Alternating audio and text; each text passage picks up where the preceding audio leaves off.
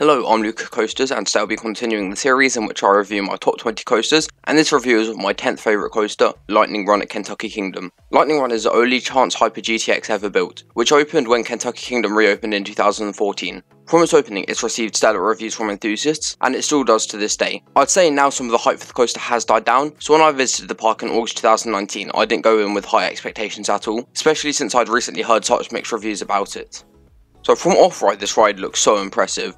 It's so compact and looks so twisted. It is right by the parking lot, and while it isn't the tallest, it's still quite intimidating with its steep drop and countless hills. The colour scheme is also really nice.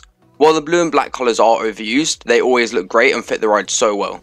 Lightning Run was the first major coaster I rode when I went to Kentucky Kingdom, as it opened an hour before Storm Chaser. The operations on it were decent, but unfortunately they only ran one train, which is fair enough since the park was dead when I went there. The ride as a whole lacks theming. While the area around it is well landscaped, that's as far as the theme goes. The station is more of a wooden shed, and the trains don't have any details except for the logo of the coaster on the front of the train. In terms of the comfort of the trains, they honestly aren't the best. The restraints are very similar to RMT lap bars, but the bar and shin guards are much bulkier and can come down more easily. I don't mind them too much, however they do slightly distract from the overall experience. Thankfully the ride ops didn't staple, but it was hard to get masses of room and also maintain that room during the ride. So you begin the ride experience by ascending up a 100-foot lift hill, but be warned that even on the lift hill, the vibration caused by the anti-rollbacks can cause the restraint to come down even further. Once at the apex of the lift hill, the train plummets down the 80-degree 100-foot drop. In the front the drop is nothing special, only giving floater, but in the back this drop is insane.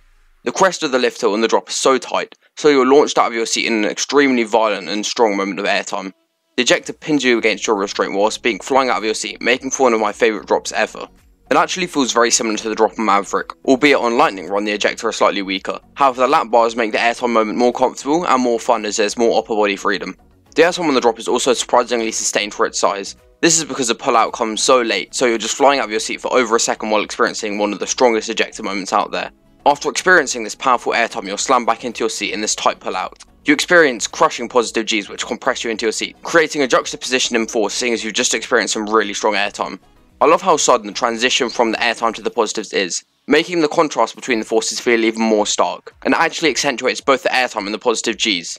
While rising up, the train also suddenly banks to the left, giving a nice jolt of laterals which nudges you to the right. The positives are sustained as the train ascends while turning to the left. The track gets deeper before leading into a massive airtime hill. This hill is unusually tall and therefore has a really sharp crest, even more so than other similar hills. This means that in the front you experience a sharp and violent jolt of ejector, which isn't the most sustained, but in the back you don't receive much airtime until cresting the hill, but when you go over the apex you're aggressively launched out of your seat, giving a good and strong dose of sustained ejector. As the hill is so tall, the train loses quite a bit of speed while ascending, yet you're still flying out of your seat. The train just folds over the hill in such a snappy moment of airtime. The airtime is surprisingly strong, being stronger than most RMTs and even rivaling some of Intamin's best creations.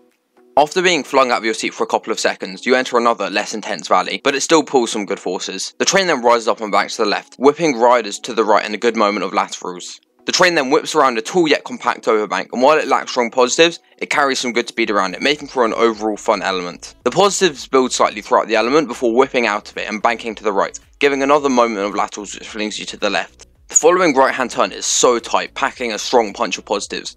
This brief moment of positives is interrupted as the train rises up into another airtime hill. This hill is much lower to the ground, so the train keeps a good speed while flying through this hill. You're again launched out of your seat. While not quite as powerful as the first hill, the airtime is still so strong. I'd say it's very similar to the hill after the overbank on Twisted Cyclone, but it doesn't quite live up to the insanity of the first hill on this coaster. What I do love about this hill is that you're flying out of your seat for the duration, and the sharp crest makes the element even more aggressive. When exiting the hill, the train banks sharply to the left, making another compact left-hand turn which contrasts the strong negatives with the previous hill. The train then rises up during this turn, going through a tiny wave turn. The airtime moment during this turn isn't the most pronounced, but it still does deliver some weak ejector. However, this moment is extremely brief. You are popped out of your seat, and before you can even feel your legs hitting the restraint, the airtime is over. It's a fun element, but the airtime it provides is just not on the level of the 3 prior airtime moments. The train then continues turning to the left, and then it pops up into another airtime hill. This hill descends much further than it ascends, making the airtime moment really sustained. It barely feels like the ride even relents while making the small ascent into this hill, which creates a blistering pace with the back-to-back moments of strong forces. The apex of this hill is so sharp, so you're suddenly flung out of your seat and towards the track above, making for a great head chopper. You're being launched out of your seat for just over a second, delivering another powerful airtime moment. The train dives into another valley before suddenly banking to the right in another sharp punch of laterals. This leads into an ascending right-hand turn with decent positives, which are still noticeable and strong enough to provide a thrill. The The banking then flattens out just as the train enters another airtime hill. What I love is that the transition from the positives to the airtime is so quick and seamless, making the element feel so violent and snappy. This is helped by the strength of this moment, which is just as strong as the prior hill.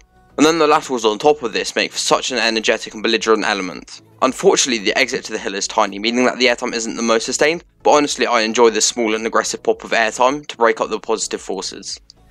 The train then enters a smaller and less forceful right hand turn. But during this turn the train whips to the left and crests the hill, throwing riders to the right and out of their seats. This gives yet another powerful moment of ejector. While not quite being the strongest, some of the lacking strength is made up for by the pulverizing laterals which is sustained throughout the whole element. This moment is more sustained as the descent out of it is so long, and when exiting the element and banking to the right, the airtime still continues. You are also shoved from right to left in this transition exiting the element, making the moment even more insane. The train continues descending and turning right until the track is right up against the ground, then the train whips to the left in a surprisingly strong moment of lateral forces. The train then whips through two more of these tight turns which give bone-crushing positives and some solid laterals in the transitions. It feels very similar to the turns in the first half of the twister section on El Toro, with positives to match that section as well. Although this moment lacks airtime, the constant barrage of positives and the snappy transitions suffice, and this makes the moment thrilling despite there being no negative g-force. However, the next section is completely different. Towards the end of the final right hand turn of these low to ground switchbacks, the train rises up into a compact bunny hill. This hill gives extremely powerful ejector air which ejects you from your seat and tries its hardest to throw you out of the train. This hill is so much stronger than any of the similar small RMC bunny hills, and the best part is that there are 3 more to come. Between these hills you also receive a quick burst of positives, helping to keep up the relentless pacing as you're constantly experiencing strong forces. You rise up into another bunny hill which is slightly smaller, giving even stronger airtime which is slightly less sustained. The next hill is more like the first, except on the descent you receive some laterals as the train turns to the right. You are shoved to the left before rapidly being thrown to the right as the train navigates an ascending left-hand turn into the brakes, which gives another strong pop of ejector on the front. This final rapid succession of airtime hills is just insane. You're violently bouncing in and out of your seat. You're just being pounded with a strong airtime and then strong positives one after another, with some laterals thrown in for good measure. And it keeps the ride intense until the very end, and might even be the best section of this coaster. So as you can probably tell, I absolutely love the layout of this coaster, and another great thing about this coaster is that it's amazing in all rows. It's definitely better on the back because of the drop, and the fact that a couple of the more sustained airtime moments are stronger further towards the back.